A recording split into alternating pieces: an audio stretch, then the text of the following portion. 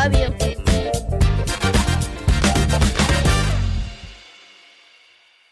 We're back. We're back. I'm back, bitches. I lived.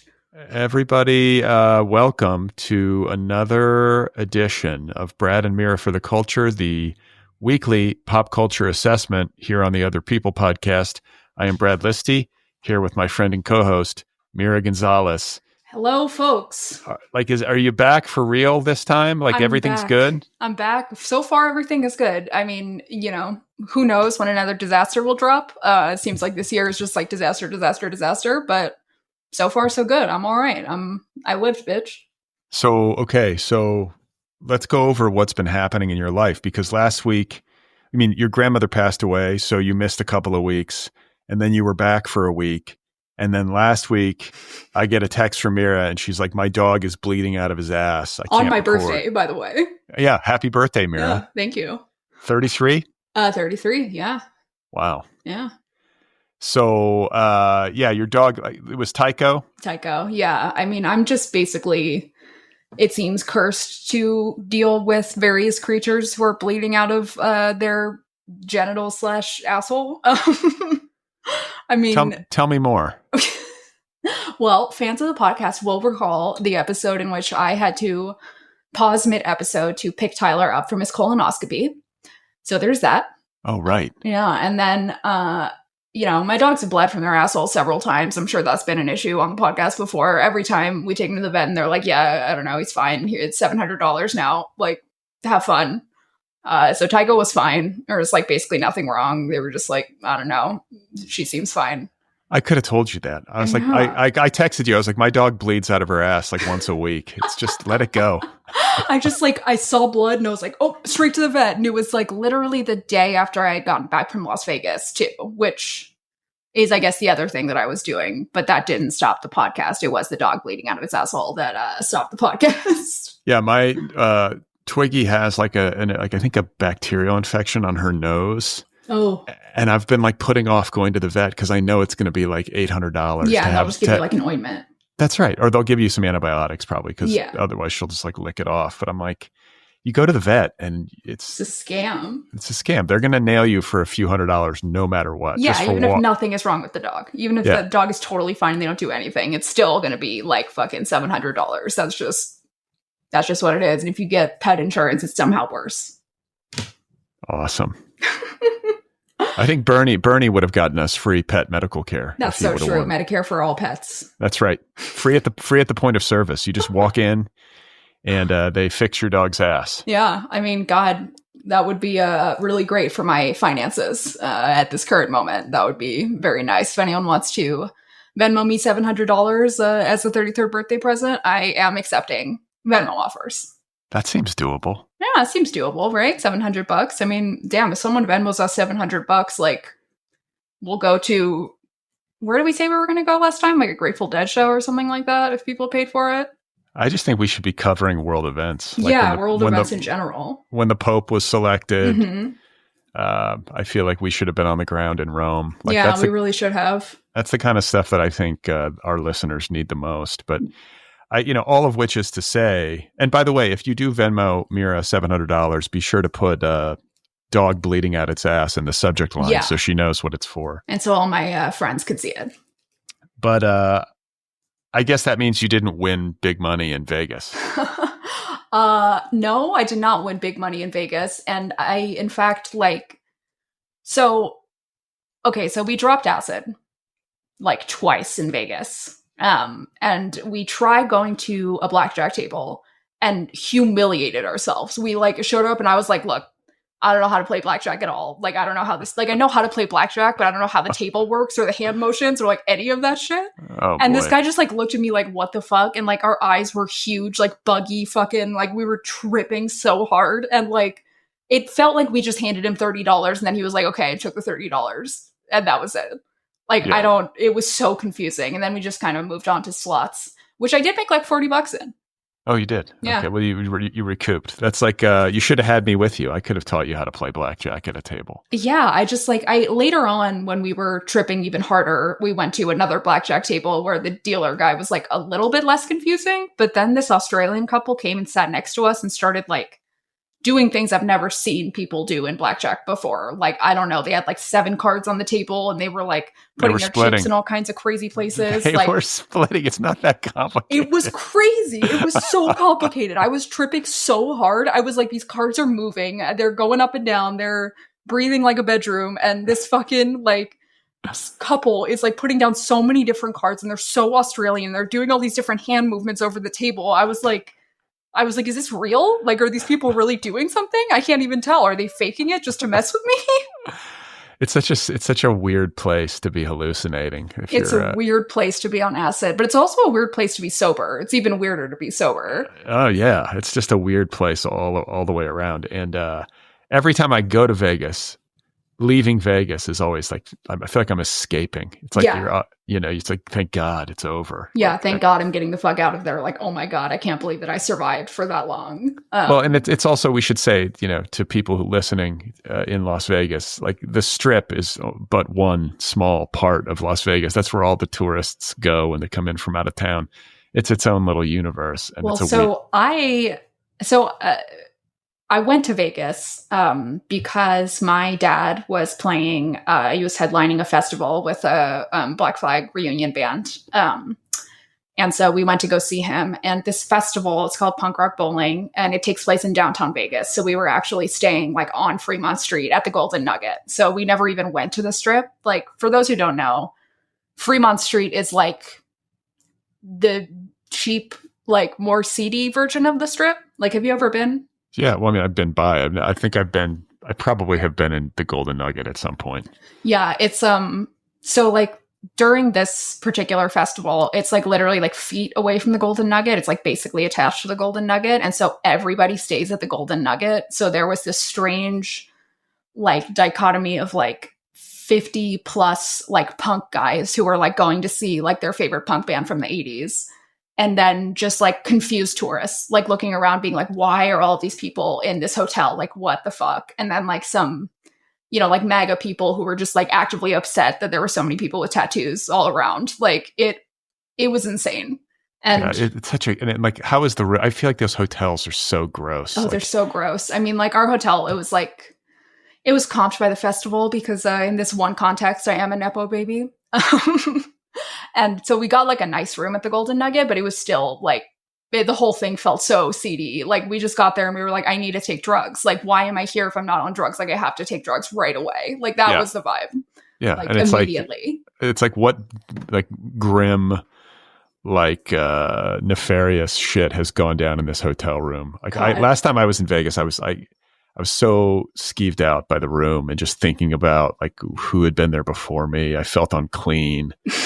I was like, and then like, I always think about this in places like Vegas. Think about the poor hotel cleaning people. I know. I always leave a tip for them on the bed when I leave the hotel. I just leave like a 20 or 50 or something because I always feel so fucking bad for them. Like imagine what they go through. Oh my God. I mean, what they must see. Just the most insane shit.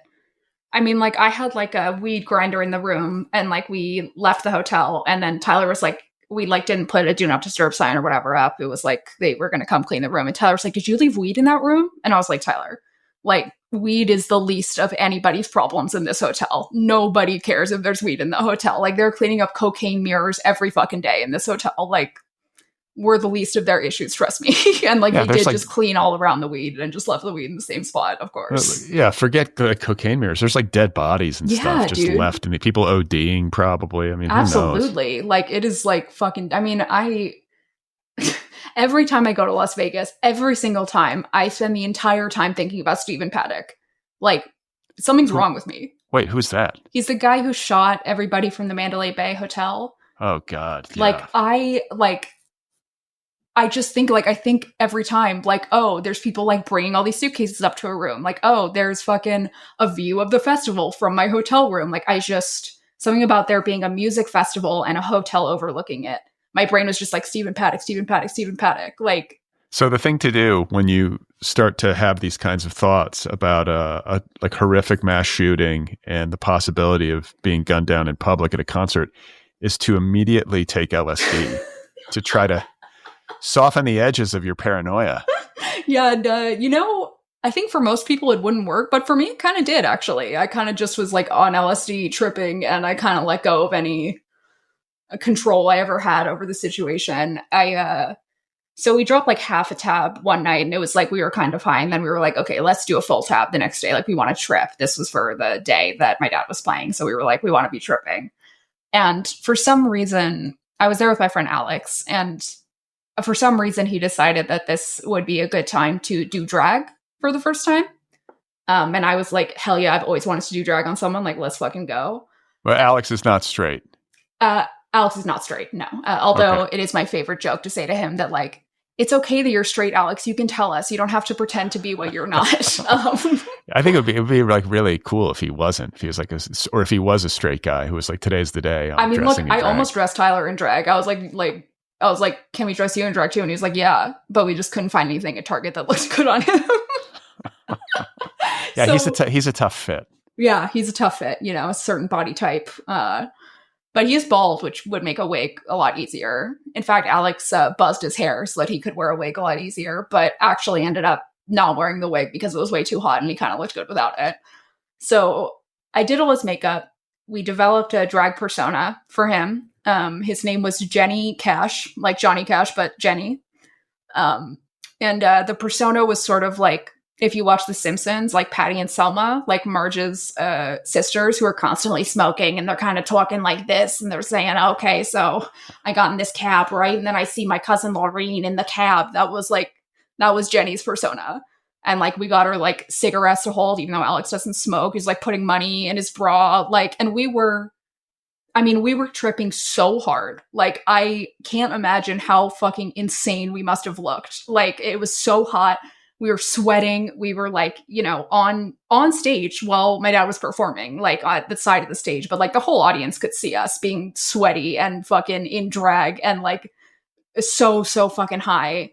And then I see a friend of mine from high school who I've known, since I was like 15 or whatever. A good friend. I was like, Bennett, like, hey, how's it going? And like, he takes a look at me and like, we're so like, we look like aliens. Our eyes are so wide. And like, Alex is in drag. And I was just like, Bennett, like, full disclosure, like we dropped LSD and he's in drag for the first time. And like the lack of surprise that Bennett exhibited, I was like, oh, like I've always been like this, haven't I? Like, this is just like, he was just like, yeah, like Mira's on our bullshit again. That makes sense. Like just fully unfazed by the whole thing. Like to the point where Alex was like, he seemed really like unfazed. Like, what was that about? And I was like, yeah, I guess he's known me for a long time. And I've maybe kind of always been insane. And he's just like, oh yeah, there's Mira being insane again. So questions, was your mom there? My mom was not there, which is partially why I was there, and my brother and sister also. My mom had to take care of some stuff with my grandma. And so my brother, my sister, and I went to Vegas because like, it's a really big show. So basically like my dad needs like assistance kind of to like help him with certain things, to like figure out where he's going at certain times and what's going on. And so instead of hiring assistants, they've just had us do that for our whole lives basically. And so that's kind of why we were in Vegas partially, was to like be the tour manager for our dad. Yeah. Be the tour manager high on acid. Yeah. Just fucking tripping balls. Like, and I don't think Chuck even knew. Chuck just like is just chilling. He's just like, oh yeah, there's Mira, whatever. And like, meanwhile, we're like literally like, you know, Alex was not in drag and we had like hung out with my dad a lot. And then he was in drag and like my dad didn't even comment on it. He was like, oh, hey, Alex, like, how's it going? Like, just like did not faze him. He just like didn't even, I swear to God, if I ask him now, he'll probably be like, wait, he was in drag? Like, I didn't even notice. He's locked in. He's playing a show. He's locked the fuck in, you know? He's played for, like, he's been the bass player for Black Flag for, you know, decades. Decades. The last thing that's going to faze him is some dude in drag. I mean, it's true, you know? And like, I was saying to Alex, like, he was like, so it's like, this is like, people are going to be in drag. And I was like, no, absolutely. You will be the only person in drag at this entire festival. I promise you. These are fucking aging punk dudes. Like, absolutely not. And I was like, oh, okay. And then we show up and he's like, oh, okay. Now I see. Now I get it. Did you stay for the whole show? Yeah. Yeah. What's it like to be tripping and listening to like Black Flag? So fun. Oh my God. So fucking fun. Like, it's the best. Like, it was amazing. I was like up there and I was like, standing like right next to the stage, and like, obviously I'm biased because it's my dad, but like, I'm a huge fan. Like, it was so fun. Like, seeing them live The is music so fun. doesn't rattle you like with the anger and like none of that. No, if anything, I mean, like, anyone who knows me knows that I harbor a lot of rage in my heart. And so if anything, it was just satisfying. It was just like, all right, here I am. And, and it's not my imagination. I've got a gun in my back. I was like, hell fucking yeah. Alex and I were like, sweating. We were dancing. We were yelling. We were having a great time. And Tyler was tripping too? No, Tyler was not tripping. He was our babysitter. I was going to say, I feel like Tyler's always sort of like the sober, sensible. Yeah, he doesn't like weed at all. He like isn't really a fan of almost any drug, maybe like Adderall or like a Xanax, just because everyone has fun on that. But like, he doesn't do like any drugs. No, neither does his brother Spencer. Spencer doesn't touch a thing. Yeah, well, he used to, but yeah, no, maybe not anymore. Yeah, like for a minute. Not to narc on Spencer or anything. Those sensible boys. Those sensible young boys. They're making sure that they're taking care of me, I guess, throughout their entire lives.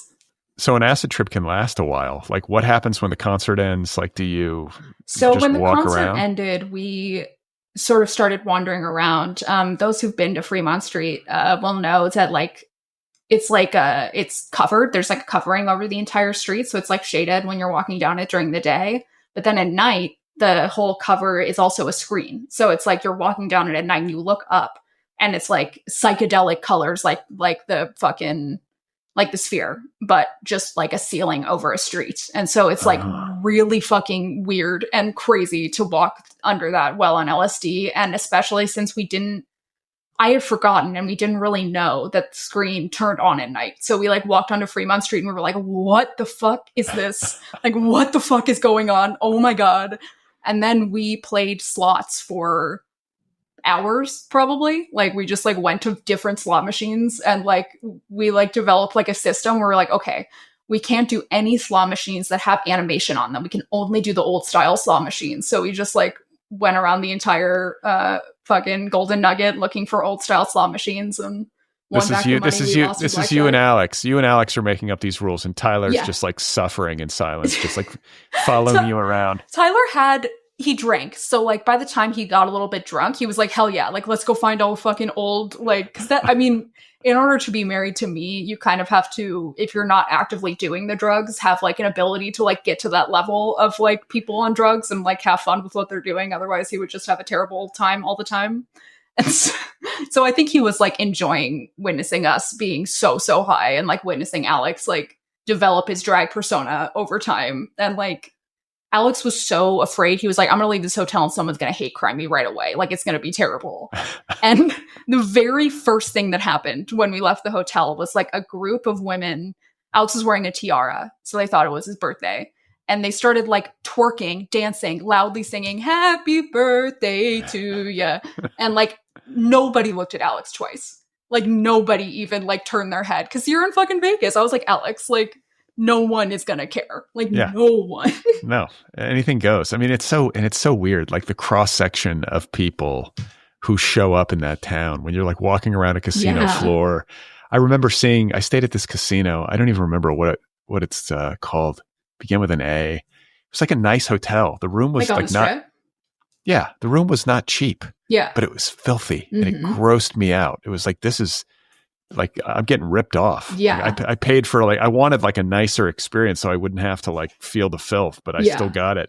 And I remember walking the casino floor and there's like a guy playing blackjack and there's like like an employee of the casino like giving him a massage. Like there's like a masseuse walking the floor. Oh my God, ew. And he's got a fucking cigar. He's one of those guys. Oof. Yeah, this was the Golden Nugget you can smoke in still. That's like one of the main attractions of it is that people can still smoke in it. Oh, really? Yeah. How do they pull that off? I think it's something about being like downtown Vegas specifically. Like Fremont Street, you can like drink in the open, you can smoke in the open, you can smoke in all of the casinos, like in half the restaurants you can smoke. It's just like the seedy part of Vegas. So gross. Yeah. So like, gross. It's so gross. And as as a lifelong asthmatic, it's not the best. But people generally don't smoke at the slot machines unless they're just paying an insane amount of money at the slot machines. Like they'll like bring you an ashtray if you're paying good money and like fucking gambling, like, and then you can smoke. Did you get a massage while playing the slots? Oh, no? I got more than a massage, Brad. Whoa. No, that is, I did not do that.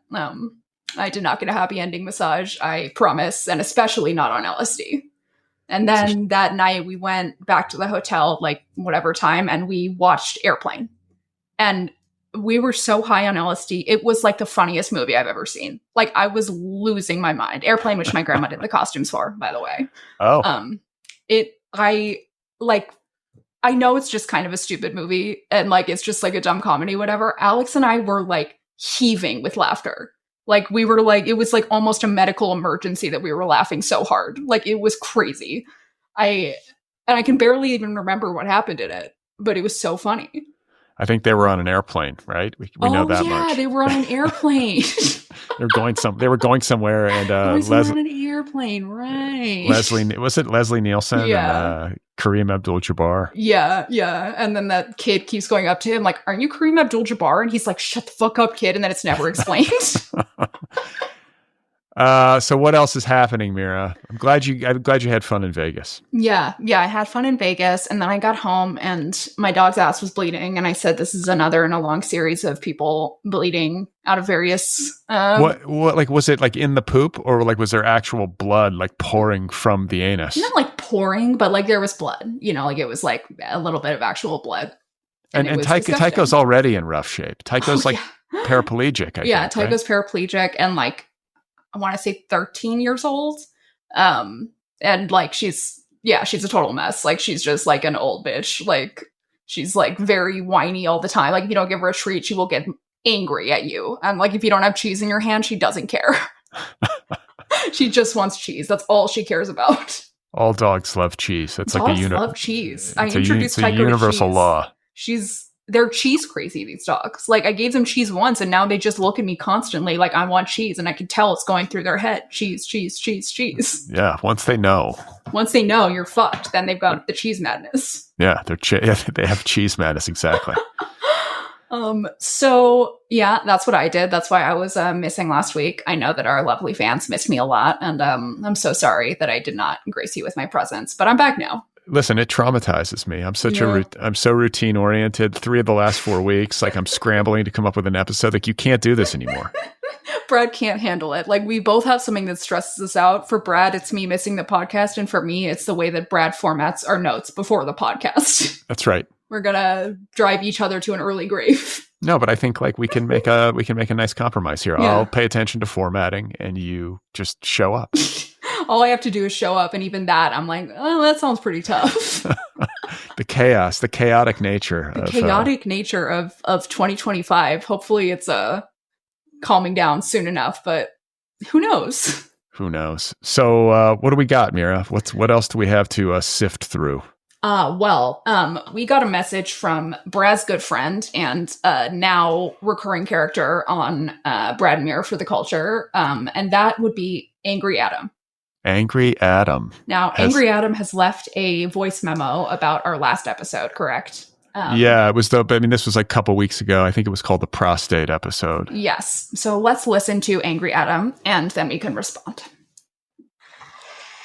Hearing Mira Gonzalez explain human anatomy, especially the prostate and its function, is like talking to somebody in the Middle Ages about how the solar system works. My God, we need a Gen Z Inquisition. These people need to be put on a cross and flayed. Goodbye. Jesus Christ. Literally. So Jesus Christ. A couple things I'd like to say. First of all, you're not Gen Z. Well, first of all, I want to say thank you for thinking I'm Gen Z. I appreciate that, Angry Adam. That's very kind of you. I have worked very hard in my life to wear sunscreen and to avoid wrinkles on my face, so I appreciate that. I'm not Gen Z, but I'm close. I'm like 1 year away from Gen Z, so, you know. But actually, I'm 33, so thank you, Angry Adam. Another thing I would like to say is I do not have a prostate. If you ask me to explain female anatomy, I could explain it perfectly fine. But a prostate, I don't have one of those. I don't know how the fuck it works. I know how it works more than Brad does, which is not a good sign.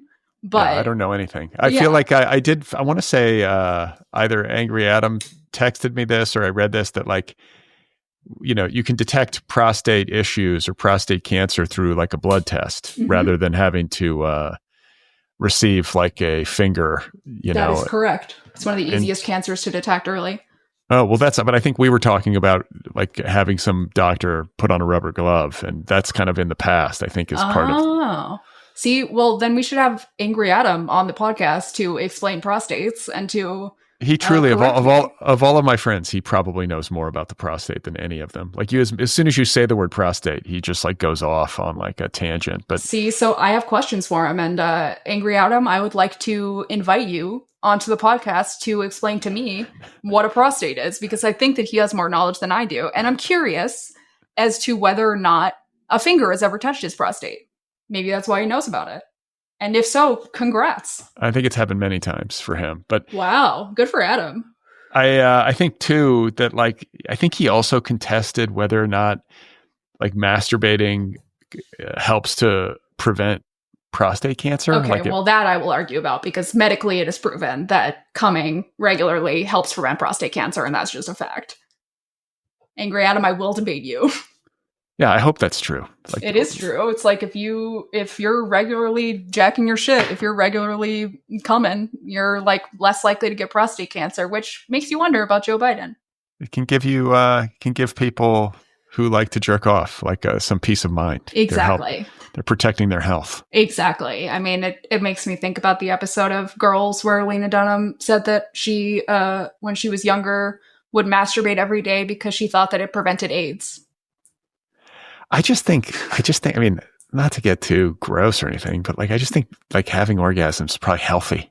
Yeah. I mean, that is also proven. Like, that is just a fact. Like, it's healthy for relationships. It's healthy for your body. It's exercise. Like, it's exercise. It's good for you. It's the only exercise I ever get. I was going to say, whatever you need to tell yourself, like, oh, I just got some great exercise.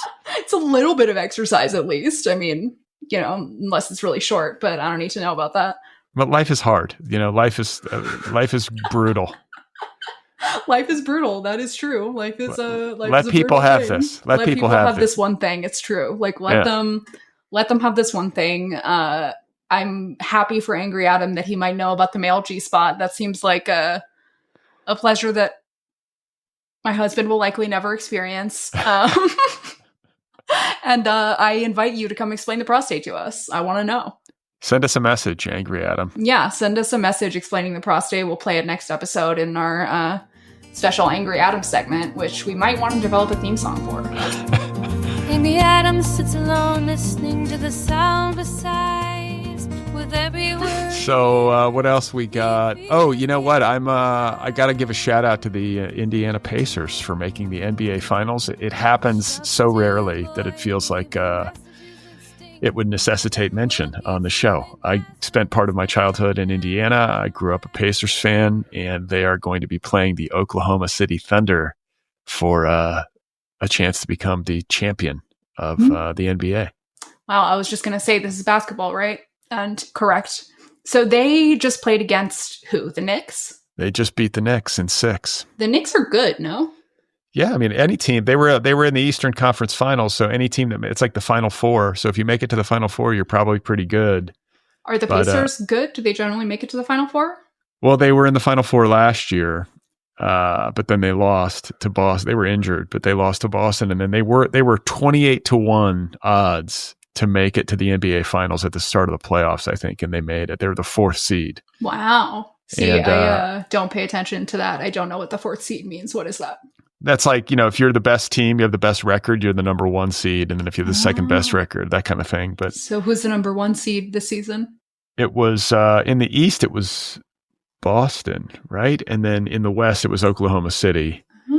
And they made it. Oklahoma City's really good. Pacers will have a hard time with them, but they beat the Knicks, and it was fun to watch. The thing is that even if you're not a basketball person, I strongly encourage you to watch the finals, because both Oklahoma City and the Pacers play an incredibly fun brand of basketball. Like they run and it's fast and they shoot and it's like, it's kind of chaotic, but it's like extremely entertaining to watch. I will say, like, of all the sports, basketball is probably the one that I've had like the most fun watching with people historically. Like, I don't really watch sports, although I am a diehard Mets fan.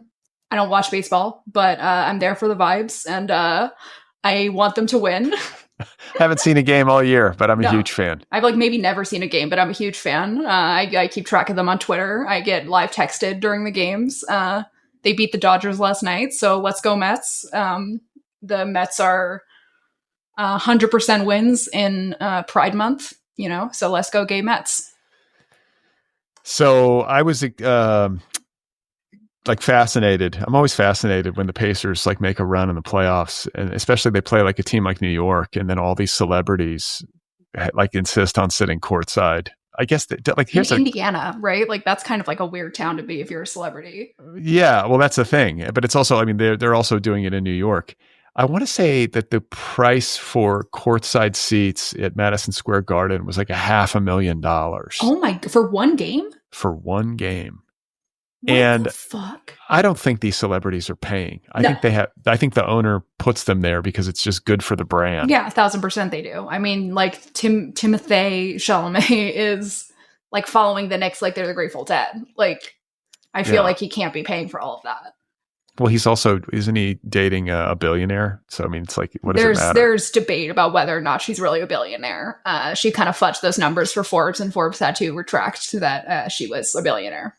But she's got a shit ton of money. She's got money. But like, is she paying $500,000 for all these games? I don't think so. I think they're getting that shit for free for sure. Well, there was a story that she like purchased expensive Knicks lingerie when they went to Indianapolis. And like, I'm wondering, like all these celebrities go to Indiana. Do they stay in Indiana? Because like there are stretches where there's like 2 games in Indiana. So if you're going to like a game and then a game the next day, you'd probably stay, right? Well, it's a game and then there's a day off and then there's another game. So it's like an every other day schedule. So my question is like, was like Timothée and Kylie, were they like just were they at large in Indiana? Right. Did they stay in Indiana? Like, were they just like around Indiana? I wonder. I mean, like, what is like the fanciest hotel to stay at in Indiana? It's like the Marriott, like. I wouldn't even know. Yeah, it's like, or like there's some hotels. Like I think the Conrad is where the Knicks stay downtown. I'm sure there's like, you know, there's hotels downtown that people probably stay at, but it's not like what these people are accustomed to. Well, and like if they're not staying somewhere, then why did she bring the Knicks lingerie? That's right. Who is she gonna fuck? Maybe she wore it on the plane. I'm assuming they were on a private jet. I mean, for sale, Knicks lingerie never worn. That's yeah. Fuck the Knicks. You're done. You're done for the season. I mean, I feel like if anything, Timothée and Kylie are cursing the Knicks, and they should probably like have them not be courtside anymore. It seems like the Knicks are losing because of them. Maybe the lingerie was for Timothée. Maybe he wore it. He seems to be the bigger fan. That's true. He is the bigger fan. I mean, he's like fucking so high on cocaine at those seats, like just like losing his mind at the fucking basketball games. So maybe it was for him. Maybe he was looking cute at the hotel afterwards, you know, like looking a little sexy, feeling himself.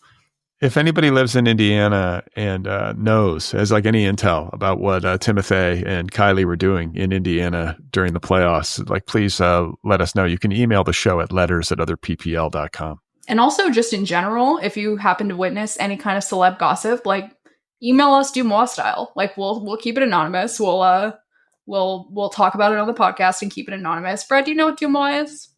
No. Dumois is a blind items gossip account. Do you know about blind items? Yeah, for sure. Yeah, so they do blind items basically, but like people will just message them and be like, you know, saw Angelina Jolie in a restaurant, and then it'll be like a picture of the back of her head, and they'll post it. What is it called? Dumois? Dumois, like do like two in French, and then moi, like me. Or 2 months, to me. Yeah. I don't know. Something like that. But yeah, they post celebrity gossip. I want all the celebrity gossip, even if it's boring. You know, I hoard it, basically. Other people's gossip is one of my favorite pastimes. So even if you got personal gossip in your own life that you want to share with me, I'm into letters at otherppl.com is the address. So if they had stayed in Indiana, what do you think they did? I mean, that's the question. I have no What idea. do you do in Indianapolis? Go to the zoo.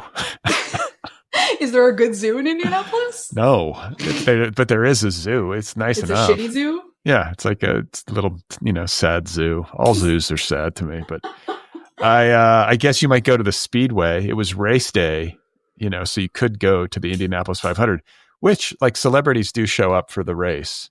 That's cars? Yeah, it's IndyCar, and it's like the biggest IndyCar race in the world, and okay. it's the 500-mile race, and it's like probably the sporting event that it's definitely the sporting event that Indiana is most associated with, and I actually recommend going once to the Indianapolis 500, like sort of like you would go to Mardi Gras. It's like redneck Burning Man. Whoa. Like 500,000 people show up. What the fuck? Or maybe not 500, maybe 300, but it's like hundreds. That's a lot. And they're all hammered. And they're like, I went a few years ago for the first time in a long time because I grew up going to it. And like back in the day, like the infield, like there's the track, which is an oval, and then there's the infield, which is on the inside of the oval. Okay. People would camp there and they would just drink all night. And so I remember being in junior high, like walking around the infield with my buddy and like seeing people like having sex in like a muddy ditch. Fuck? Ew. Just like hillbillies, just like, hey, Holy shit. Yeah. Just like fucking redneck hell. I mean, and like, you get there at like 9:00 in the morning for the race. If you're, not somebody who's insane and like partied all night, and you get there and there's like, literally they sell these gigantic turkey legs. Oh yeah. And then people will have like a tall boy of like Budweiser, and it'll just be like gnawing on a turkey leg and drinking it. Yeah. It's like, it's worth seeing. And I should say too, that the cars, like seeing Indy cars race, like seeing cars going 230 miles an hour and like hearing it's truly a spectacle. Like it's something that's worth like ticking off, doing it once. Now, here's a potentially very dumb question. How do people get to the center of the track without being trapped there because cars are driving around them in a circle? There's tunnels.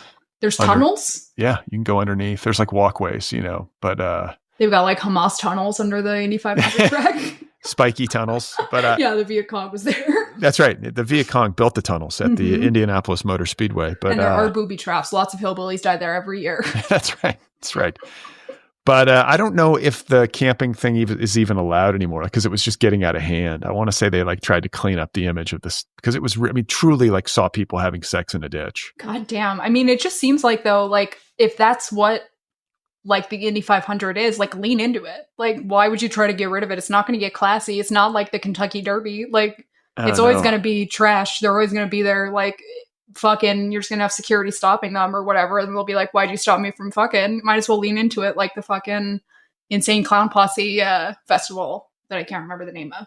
They kind of do. I mean, it kind of is just like, that's what I'm saying. It's like hedonistic. It's like Burning Man for hillbillies. But the other thing too is that the Speedway is kind of dated. So I remember when I was there and you're drinking beer in the sun. And so you're thirsty. So you're drinking a lot. You kind of feel crappy and bloated. And then you have to pee. Oh, God. And you go down to the bathroom at the Motor Speedway, the men's room. And it's one of those situations where there's literally like a circle, like it's like a trough that's like it's almost like an oval, but it's like a square, like a rectangle of trough. Oh my God. There's no splash guards or walls or privacy. It's just dudes. I can't pee in those situations. Wait, I get it stage is like fright. literally just like one rectangle trough that everybody pees in? Yeah. And it's just oh like, my God. Yeah. So you have, and I'm like, I can't go, but I have to pee so bad because I drank like 2 like tall boys. And so then you have to wait for a stall because like I'm a stall man in those situations. Right. Like I need some walls.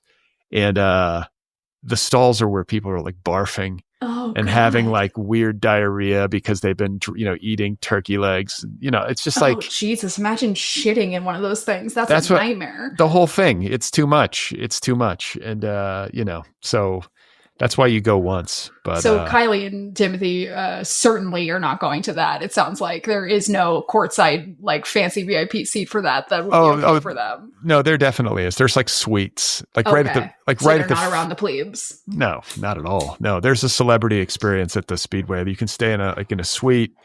There's corporate suites like right there at like the start and finish line or whatever. So you can kind of, it's like best seats in the house, and you're in the shade. That's the thing too, is that most of these seats at the Speedway are like you're just baking in the sun. That sounds like literally my worst nightmare. Like I do so poorly in direct sunlight. Like I just like will get heat stroke instantly. I'll just fucking faint. Like I hate it so much. I like pee constantly if I drink beer. Like I will just pee every 10 minutes. It's a nightmare. Oh God. Yeah. Being a woman at the Speedway. How do you pee? God. Does your ass touch the toilet or do you squat and like just hover? I hover. But it can be hard hovering because you kind of have to use your core muscles to hover. And then also you need to relax to pee. So like, that's like an issue that a lot of women will, relate to. That's like, if they have like a little, like a handrail on the side, that's helpful. Or just use like your elbows. You could brace with your elbows. Yeah, you can brace with your elbows. You can kind of brace against a wall with one hand. Like there's methods. You can kind of lean forward, depending on the height of the toilet. But no, it's a nightmare to have a vagina and try to pee. Like girls' bathrooms are much cleaner, generally speaking, than men's bathrooms, but not that clean. You don't want to put your ass on the toilet seat. No, and women can be disgusting too. Like, yeah, and we also have like periods. Like you'll see like the worst thing in women's bathrooms is like a lot of the times for men, it's just shit. But for women, it's like tampons. Ugh. Yeah, horrifying. Or for people with vaginas, I should say, it's tampons. Like just blood and shit. I mean, I'm describing women's bathrooms like it's like, I don't know, a David Cronenberg movie. But public bathrooms do feel like that. Yeah, especially at the Indianapolis Motor Speedway. Man, I am never going to the Indianapolis, 500. Like, if you guys want us to go to the Indy 500, you're going to have to pay a lot of extra money because I'm going to have to get paid to go to that. That's not a free experience I'm going to have. Unless you get the celebrity suite, then I'll go for free. No, Mira and I could cover the infield. We could be there on the ground and... Or Brad could be there on the ground and just video chat me and I'll be in the celebrity suite. Just go to pit row and meet some race car drivers. Row. Those guys are like so handsome usually, these race car drivers. Yeah, women love these guys. Like That's so funny. Like they don't need to be, it's like one of the only sports where you don't need to be physically fit like at all. Well, no, but you kind of do. It's you do? Yeah, I mean, they usually are because you got to fit in there, first of all. It's not like... they're small? Well, I mean, they're just lean. And then it is like, it's like hot and you're driving 500 miles at like 230. You have to have like really good reflexes and some kind of stamina. But like all those Formula One drivers, they're like sex symbols. Women love those dudes. What the fuck? That is just like a world I have never experienced ever. Like in Los Angeles, like race car drivers, I can't name a single race car driver, not one. Well, there's the F1 movie with Brad Pitt is coming out this summer to try to capitalize on the hype because I think that Formula One has like... What hype? There's like a big surge in popularity for Formula One because of, I think, some Netflix documentary about these drivers. And then I think the same is true with professional golfers. Those guys always have like super hot wives. Because they're just rich, right? Well, they're rich and they're like I feel like golfers like are sort of like dressed well. They're like in khakis. Right. Like golf is like a lot about what you're wearing. That's like a thing. Like you have to dress a certain way. It's not like and I guess it's like, basketball players are in their tank tops. There's certain like... They're the hottest sports players to me. Like but like by far miles as basketball players. They're incredible athletes. They're hot. Like they're like hotter than any other people playing sports. Like, well, I feel like soccer is obviously a dreamboat, but soccer players, some baseball. Yeah, soccer players. That's true. I guess maybe basketball players are more my type. Like they tend to be like cooler or something. Also, like I just feel like there's a lot of like very stylish, very charismatic basketball players out there, and I guess that exists for golf, but it's like more of like it's preppy. Yeah, it's preppy. Yeah, it's like a country club world. Like that's right. It's like golf guys all come from like country clubs with dress codes, so they dress a certain way and act a certain way, and like there's a society where that is valued. Like they that's have their thing. They have their like expensive watch. Yeah, exactly. They have their watch that like you wouldn't even notice, but it's worth like $50,000 and it's like pure gold or whatever the fuck bullshit. God, expensive watches are one of the dumbest things that you can buy. So fucking stupid. Well. So speaking of, let's see if I can do a transition here. Speaking of sports, there we go. Hey. Our next topic is about Sports Illustrated. So they recently had the Sports Illustrated like swimsuit fashion show, and like a shitload of people walked the runway, including Stassi Schroeder from Vanderpump Rules and Bethany Frankel from Real Housewives of New York. And then there's that one female rugby player who makes me feel really gay, Iona something. Can't remember who else. What, were they all in bathing suits? Yeah, it was the swimsuit show. What is this? This is what I just walked past the newsstand. This is what I wanted to. I have a hot take. Angry Adam, listen to this carefully. Yeah. So I'm walking past the newsstand. It could have been like last year, it could have been last week, but there's like, you see the swimsuit issue. They sort of like, it's like kind of always there, even though it's not like current. But they're like, the Sports Illustrated has taken to trying to be like woke. I'm sorry, what? No, but it's like they have like Martha Stewart. This is the woke agenda. Yeah, like we're embracing like women of all ages and body types in the swimsuit issue. And I'm like, you don't really? like that? Well, it's the swimsuit issue. It's for models. It's for hot models who are like 24. There's plus size models who are 24 and hot. Yeah, but it's the swimsuit. Like, isn't this the point? Is that they're these people with perfect bodies in swimsuits? Well, so how do you define a perfect body? I mean, you know it when you see it, right? Do you? Because, like, for example, that Iona whatever girl who plays rugby, like, people have called her, like, manly and, like, overweight. She's one of the best rugby players, like, literally in the world. Like, she is more physically fit than, like, anybody we know, probably. Yeah, she's called fat. I mean, listen, I have no problem with her. Is her body perfect, though? It's perfect for something. Yeah, it's perfect for rugby. Go play rugby. But it is Sports Illustrated. Yeah, but it's the swimsuit issue. I grew up with this. This was a sacred ritual for a teenage boy, like going to the mailbox and like retrieving like the Sports Illustrated swimsuit issue with like Elle Macpherson on it or Kathy Ireland. And it was you're just like a child subscribed to Sports Illustrated swimsuit issue, just picking it up in the mailbox. Well, no, it's like you're subscribed to Sports Illustrated and it's a weekly. So you get like a magazine every week and it's about like football or baseball. And then one time a year, it's the swimsuit issue.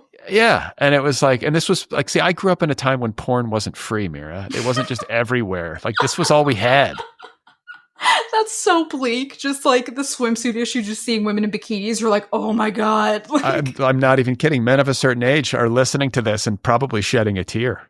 That's fucking insane. I mean, for me personally, like I am not as attracted to dudes who are like so physically fit and like so cut as I am to like dudes who kind of like are weird looking and maybe have a dad bod. Like I kind of prefer that.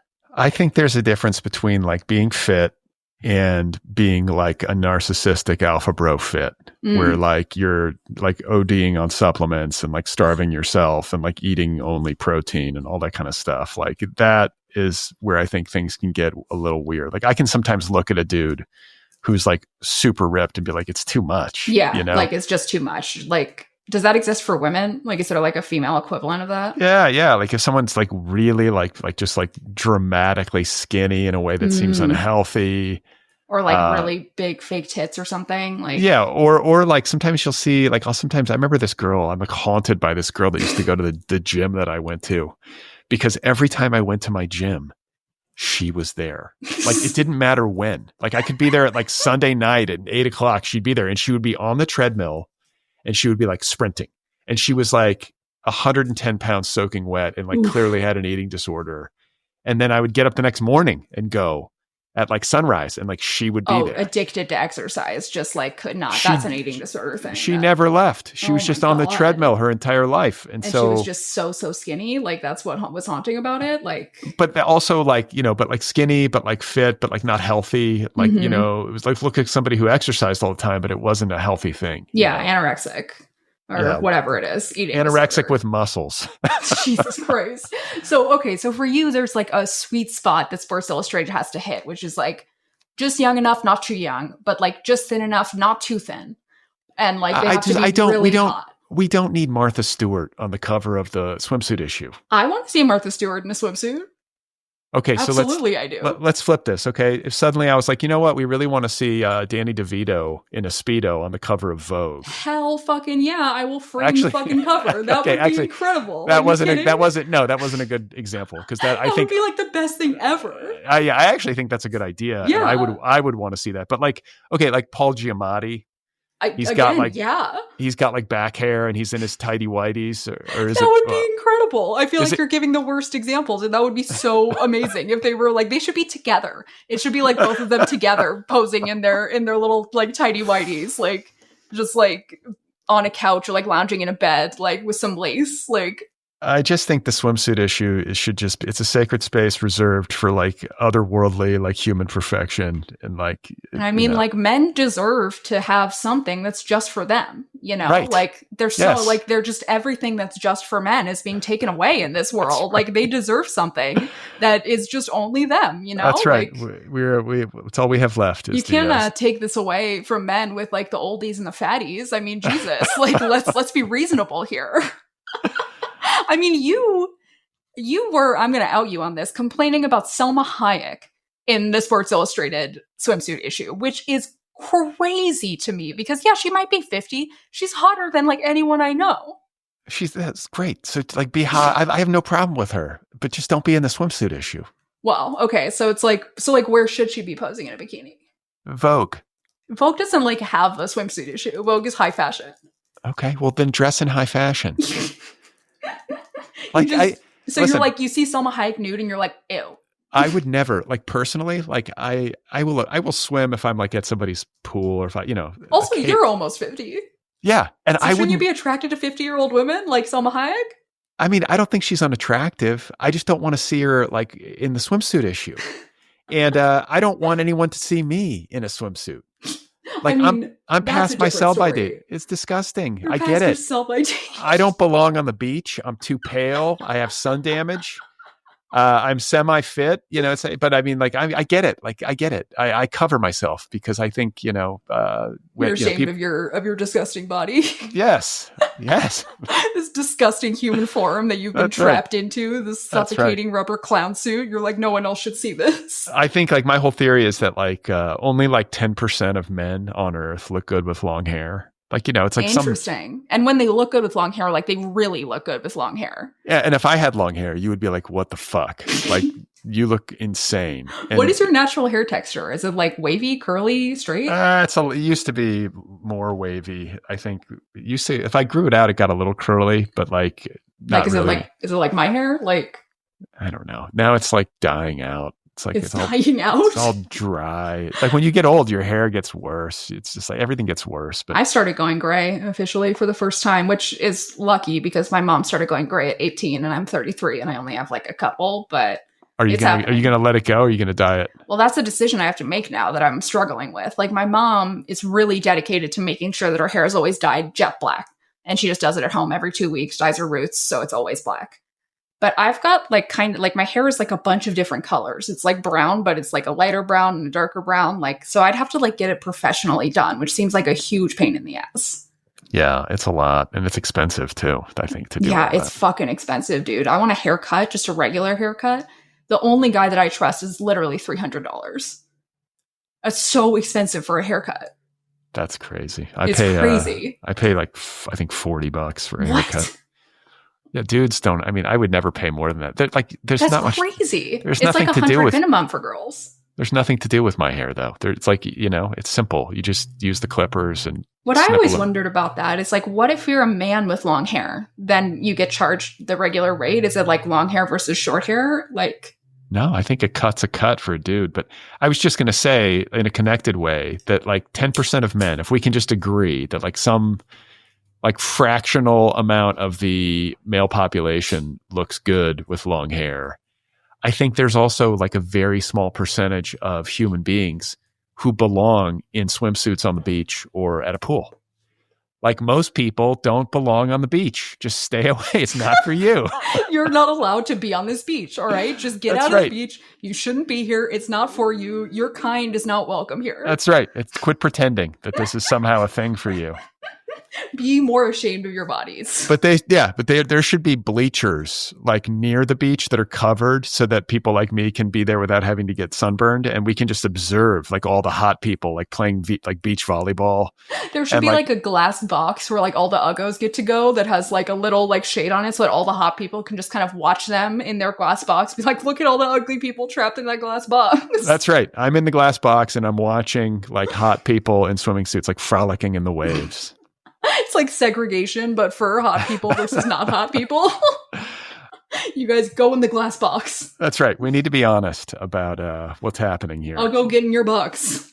Swimsuit modeling is not for everyone. It's not like it's like a participation trophy. Oh, let's give one to Martha Stewart. She's a nice old lady. Like, is this the least woke you've ever been on the podcast? Maybe. Yeah, might be. I'm capable of having a contradictory take every once in a while. So no fatties in Sports Illustrated, but also no Ozempic. Yeah, it should be. I want genetically blessed super freaks in their bathing suits posing. Like who? Like Sydney Sweeney? Sure. Okay, all right. Like who's like the quintessential Sports Illustrated cover model for you, like growing up, like the one that you just remember? Like, is it like Cindy Crawford? Like, what it was like, yeah, like Cindy Crawford, Kathy Ireland, Elle McPherson. Who's Kathy Ireland? Oh, well, back in the day, she was a gorgeous supermodel. I think she's still around, nice lady, but nice lady.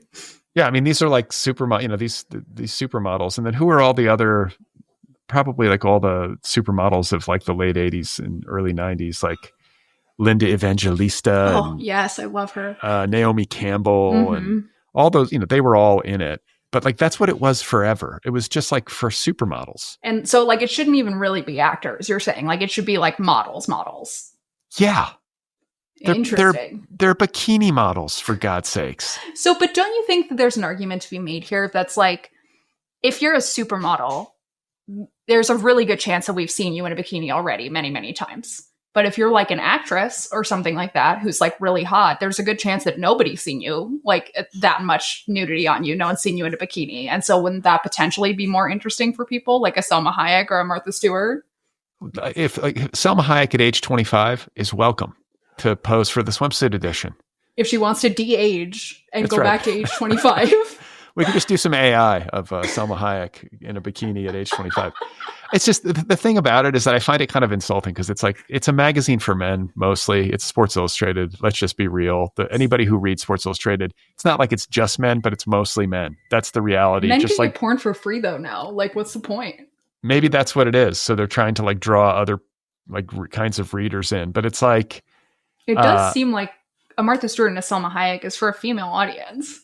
Maybe that's what they're doing. I don't know. I don't know the demographics of the Sports Illustrated readership or what's even going on, but it just seems ridiculous. It's just like, it would be like putting me on the cover of Vogue in like my t-shirt and just being like, what? You don't accept Brad? Like, what's wrong? Are you anti-Brad? Well, there's a difference between fashion and just like body. Like the swimsuit issue is not about fashion. It's just about like bodies. Whereas Vogue is about fashion. So you would be in like some kind of high fashion outfit on the cover of Vogue. And then people could get mad at you for it. Right. And there's also, I want to say like a Sports Illustrated, or no, maybe it's ESPN, the magazine. It's like another ESPN sports magazine. They did. And they used to have this thing called the body issue where all these athletes would pose, nude. Like male athletes? Yeah, and female, but you wouldn't like see nude? Yeah, but you wouldn't see genitals. It was just and it was like a celebration of the athletic form. So they'd be like oiled up and like posing like Greek statues. You know what I'm saying? Wow. Like it's like some classic like Socrates, Plato, ancient Greece shit where it's like let's like look at all of these like beautiful young men's bodies and just admire them. And I'm fine with that. It's what it should. It's what it should be. Freakish, but I mean. That's all right. I do feel like we should be allowed to see men who are the best athletes in the world, potentially getting to see their bodies kind of makes sense to me if they're down with it. Like they probably have freakish bodies, like compared to everybody else. I think that Mira and I are both going to pose for the swimsuit issue of Podcasters Monthly. Podcasters Monthly. Can you imagine how horrifying the swimsuit issue of Podcasters Monthly would be? It would be like you would pay to not get it sent to your house. Just Joe Rogan in a Speedo. Oh my god, Joe Rogan in a Speedo. Can you imagine how squat he must be? How short and just stocky, just like a densely packed human being. Just all roided up. Jesus Christ, his penis is like balled up into the size of a pea. So, speaking of, this is a good one. Speaking of short people whose penises are balled up to the size of a pea. Whoa. Our next story is about Emmanuel Macron, the president of France. Nailed it. Mon Dieu. So, I guess Emmanuel Macron and his much older wife, Brigitte Macron, were... Am I saying Macron right? Macron? Oh, the fucking French man. So I guess they were going to Hanoi in Vietnam, and they had just gotten off the airplane, and there's like footage of Brigitte like putting her whole hand, like palming his face and just pushing it. Like not like a slap, but she like got like, you know, like if you put your whole palm on your face, just shoved his face. And she's like taller than him. Like she's like he was pushed. Like it was like not gentle. She's like significantly older than he is too, dude, right? The fucking story of Macron, I cannot get over the fucking story. It's the most French thing of all time. Brigitte was his high school teacher. Okay? Groomed him. And now they've been married ever since he was like 18 or whatever. Like the family's like really disapproved, were like furious about it. And like they still got married. He was like, what, like 15 when they met? Yeah, like, he's 47 and she's 72. Holy fucking shit. So, okay, age gap relationship, problematic age gap discourse, it's happening. I mean, she groomed him. Like, he was groomed by her, clearly. Like, of course he was. She was fucking 30 or whatever, and he was like 15. So do we know why did she do we know like the story of what they were fighting about? I mean, we don't know what the story is of them, like what exactly they were fighting about, but like he basically just kind of wrote it off like as if it was like normal. Like he said, so the quote is that he played down the incident, telling reporters, "We're bickering and joking with my wife, and a video becomes a sort of geoplanetary catastrophe." So first of all, that is not like a normal couple bickering and joking. If someone pushed my face like that, I would be like going to a hotel and staying away from them and pressing charges. That's crazy. It is not a big deal. It's just geoplanetary catastrophe. Which, like, the other thing I have to say is, like, calm down, Emmanuel. Like, it's not a geoplanetary catastrophe. It's not that big of a deal. Like, nothing is, the fucking economy isn't collapsing because your old-ass wife pushed your face and is probably abusive. I mean... I'm older than he is. That makes me feel sad. You're older than he is. Wow. Holy shit. I'm older than the French head of state. He... Can you imagine, like I'm now like thinking of this, can you imagine how the United States of America would react if a candidate for president was a 45-year-old male with a like 68-year-old wife? Who was groomed by her in high school? Like, I mean, people would lose their mind. Wait, did they start, it's an open story that they started dating when he was a high school student? Well, supposedly they only started dating when he was of age, which... I believe in France at the time was 15. So like maybe earlier than that, because she was his high school teacher for a couple of years before that. And in France, like, it's like no big deal. People are just like, whatever. It's just... whatever. It's just... like, what is the gap between them? Like, how many years? Well, that would be almost 30. It'd be like 25 years. So she was 40-something when she groomed this 15-year-old? She would have probably been in her late 30s, early 40s. So, like, imagine me dating a 15-year-old. Just like think about it. Like I'm younger than you. I'm 33. Imagine me, and I'm younger than she was. Imagine me dating a 15-year-old. It's the weirdest fucking thing in the world. French people, they like to have like permissive sexual They're pedophiles. They're all pedophiles. It's just a country of fucking pedophiles. They're all like Pepe Le Pew fucking like, I want to fucking date a 13-year-old like, Roman Polanski ass. Like, holy shit. They're not all pedophiles, but they do have like pedophiles. They have pedophiles who love cheese, and that's all it is. They love wine and cheese and underage, inappropriate sexual relations. I think they have a libertine attitude towards sex. Like, I lived in France for a spell. And I had a really shitty studio apartment in Paris, and the building had a courtyard in the middle. So it was like 6 stories, or, one of those Parisian buildings. So it was like the center of the Indy 500, but with apartments. It was like the infield. Like, there was a courtyard in the middle. So if you're if you're looking at a drone shot from above, there would be like a rectangular hole. Like, that's where the courtyard was. Like a donut.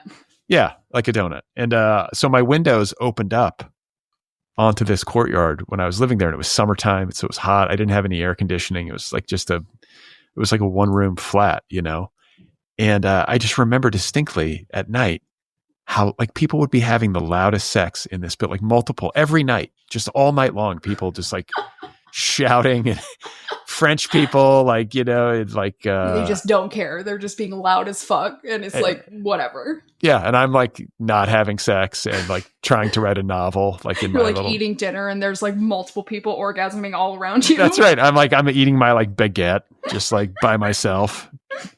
Jesus Christ! Just failing to write a novel in Paris. Like, do you think that's what it's like for the people who work for Emmanuel Macron? Just like they're in whatever the French version of the White House is, and they just hear fucking all over the place. Everybody's fucking.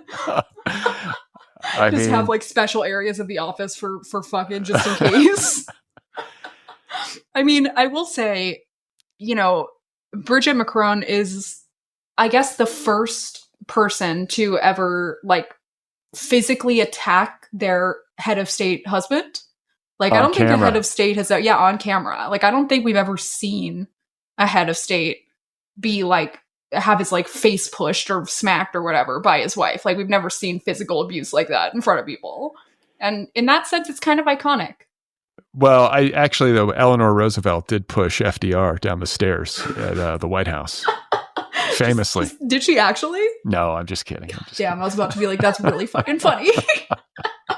That's like, who was the fucking, I think it was Taft, got trapped in a bathtub because he was so fat, and like people at the White House had to get him out of the bathtub.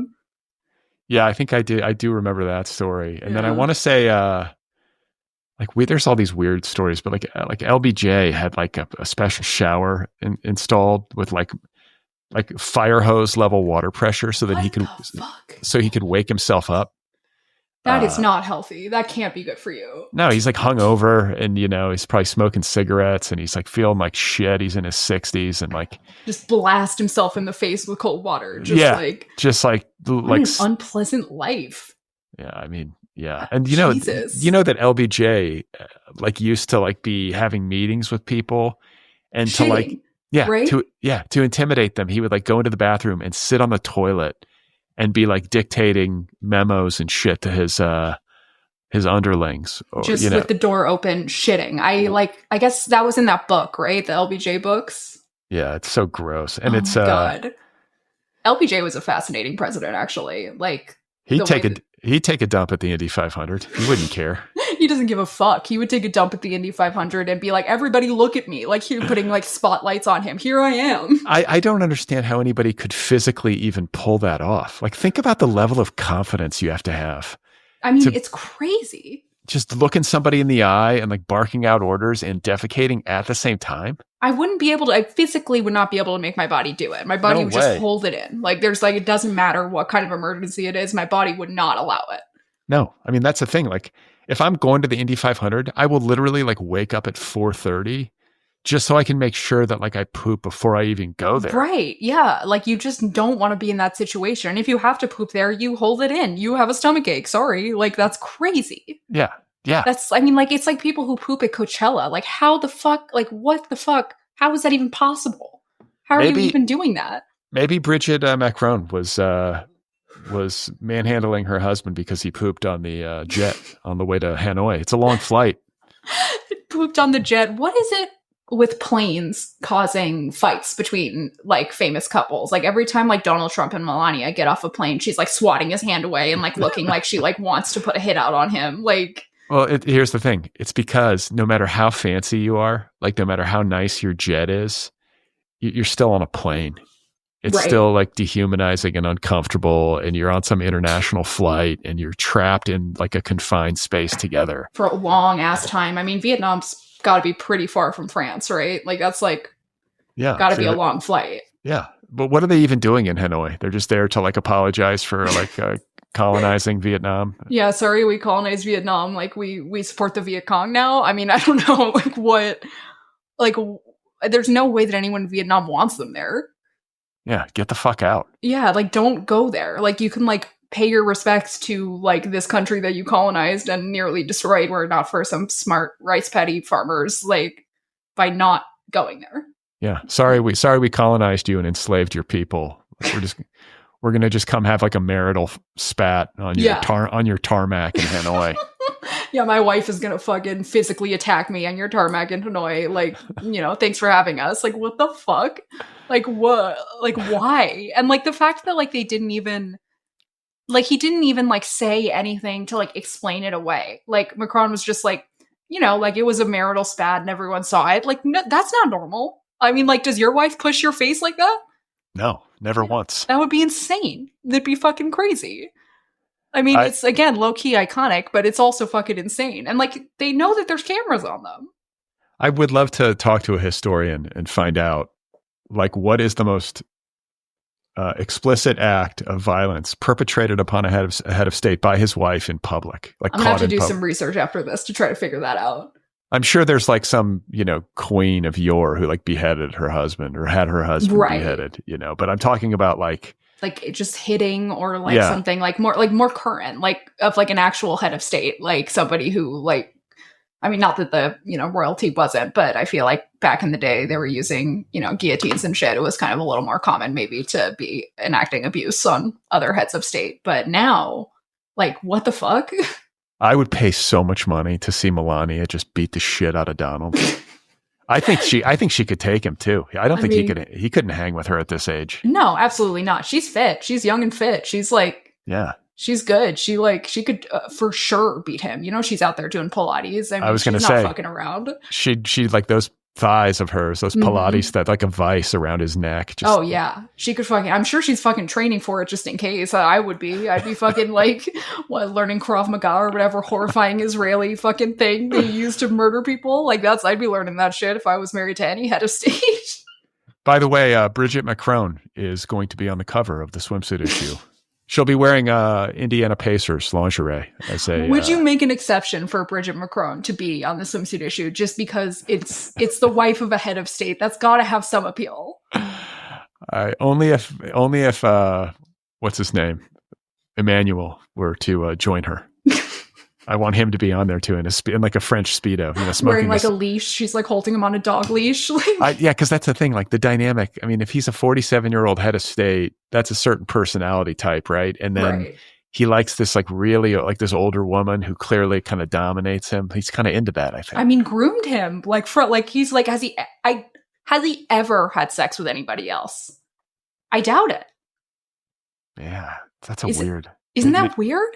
There's got to be books written about this coupling. I mean, there will be eventually. Like, there's got to be. I mean, it's like literally Mary Kay Letourneau went to prison for this. Yeah, that's what I'm saying. It's like the Mary Kay Letourneau, like presidential coupling. Right. It's like if Mary Kay Letourneau like was just successful and like it was fine, and then like he became the president. Like that. Like how the fuck? Like it makes so little sense to me that this is just accepted in the public in France, and it's like fine. And like even in America, not that many people talk about it because we're just like, oh, the French. Like no, like no. Imagine if Betty White had groomed Donald Trump. That would be like the split. Imagine Betty White being like the kindest, like least hated person like in the fucking world, and then like Donald Trump. Like what? Okay, what about Melania? What if she was in Sports Illustrated? I mean, years ago, yeah. But not now. I just think like it's just let it be what it is. Why do we have to make it like inclusive? Like it's the fucking swimsuit issue. It's like it's gross, right? And that's what it is. Let it like be. a sound drop of like, let it be what it is. Why do we have to make it inclusive? I'm gonna get killed for this, by the way. Angry Adam is gonna get so angry that he's like gonna have a stroke. Like you're gonna cause like some kind of ER visit for Angry Adam. But I gotta believe there are people listening who agree with me. Where it's like, look, I'm not trying to body shame anybody. It's just that it's the swimsuit issue. And so it's like it is about body shaming a little bit because it's the one time that men get to body shame. But I mean, like I exclude myself from any of it. Like I don't belong anywhere near any of this, and I'm happy to admit it.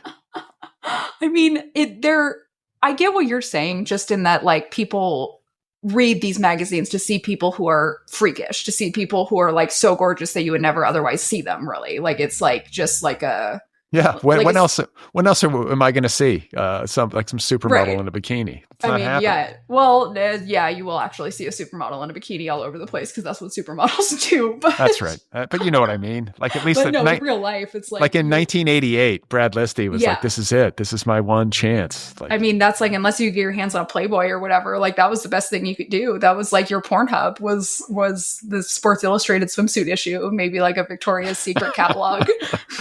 That was our Pornhub. It really was. That is so insane to me.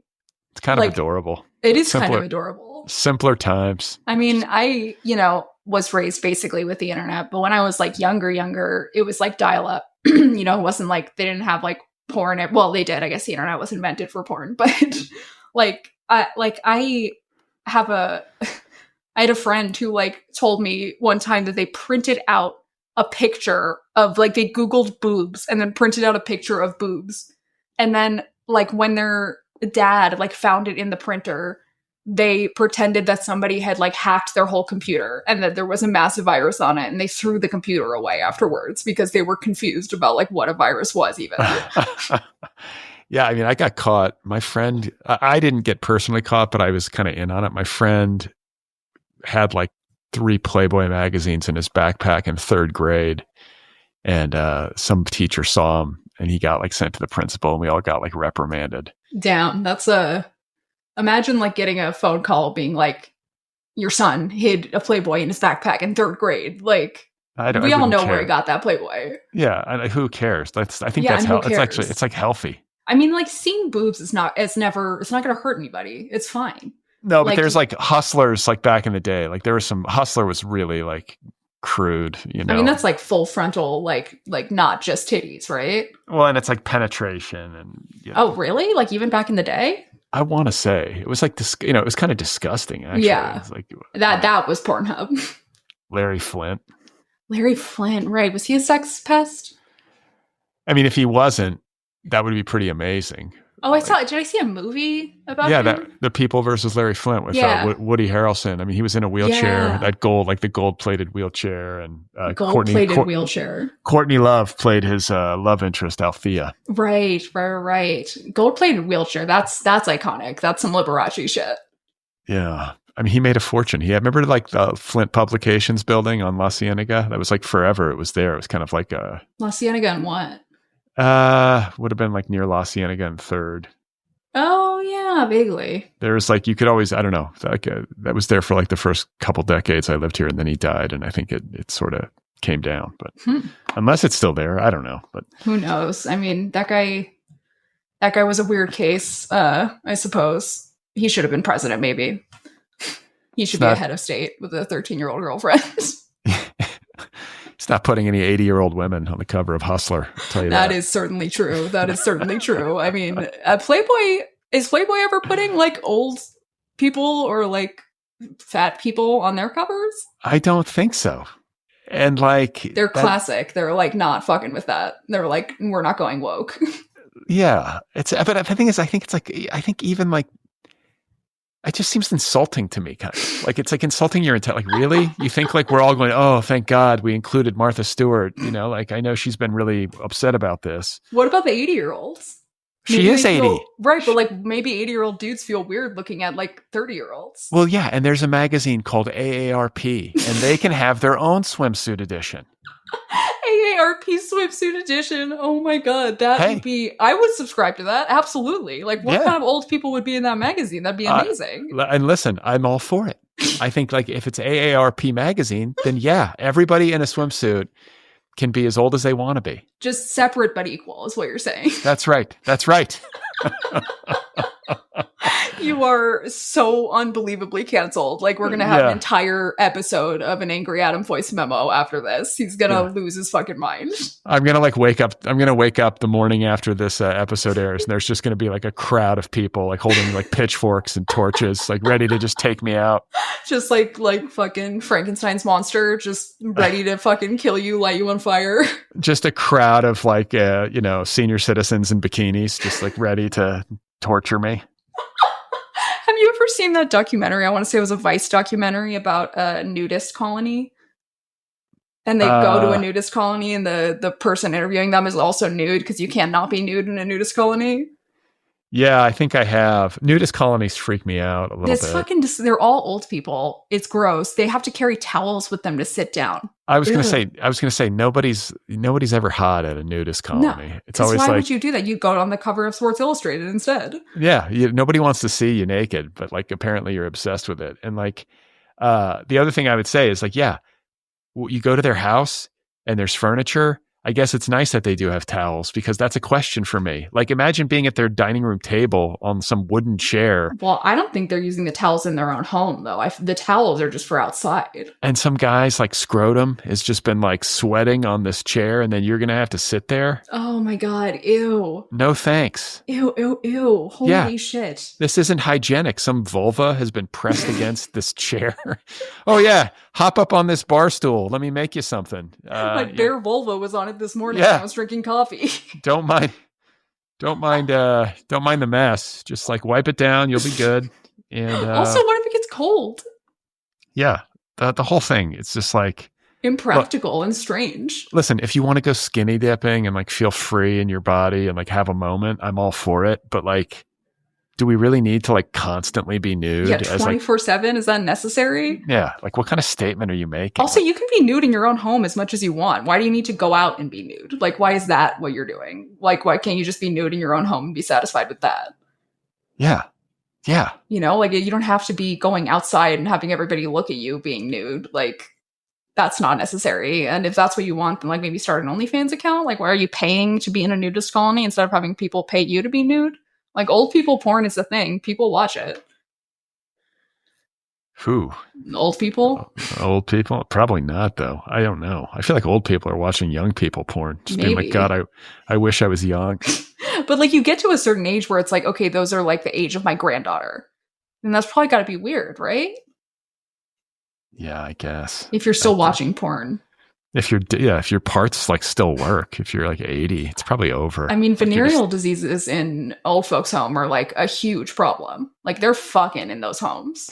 Like, then they're like trying to tell them like use condoms, and they're like, why? We're old as fuck. Who cares? Yeah. And they're all getting chlamydia or whatever. Go out swinging. I like it. I mean, yeah, go out swinging with that sweet Viagra prescription. Just go fucking nuts, dude. Whatever. Just like a blaze of glory. You just lay pipe until you die. You won't die of prostate cancer. That's for sure. Yeah, that's true. That's true. Healthy for your prostate. Not healthy for the workers in the home, though. Well, Mira, I feel like we've covered a lot of ground. We've traveled the world, all the way to Hanoi. Yeah, we've gone from Indianapolis to Hanoi. We've been all over. And I feel like I finally have just transgressed enough to get myself fully canceled and for all. That's right. And to make our rightward turn as a podcast to decide to sort of go over to the canceled section of people, Russell Brand, Joe Rogan, Justin, or Jordan Peterson, etc. I think with that, this is like when we're supposed to embrace Christianity. Exactly. Right? Exactly. By next week, Mira and I will have found God. That's right. And we will be actually recording from a riverside in rural Mississippi, where Mira and I will both be getting baptized. That's right. We're both going to be baptized. I'm going to be wearing a long white flowing gown. I will be fully nude, and he will be fully nude. I want to be baptized in the clothes that Jesus gave me or that God gave me when I was born. That's right. That's right. It'll be beautiful.